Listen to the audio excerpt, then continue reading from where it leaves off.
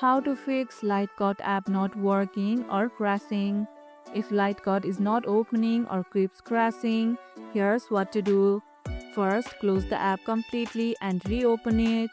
If it still crashes, clear the app from the settings. Restart the app and try again. If the problem persists, ensure your app is updated to the latest version. Reinstalling may also solve deeper issues. Keep your device storage sufficient and close background apps. It improves performance and reduces crashes. Have you ever had Lightcut crash on you? How did you fix it? Let us know about it in the comments below. And that's how you can fix Lightcut app not working or crashing.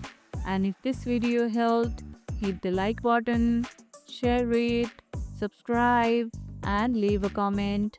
Thanks for watching, and I'll see you in the next one.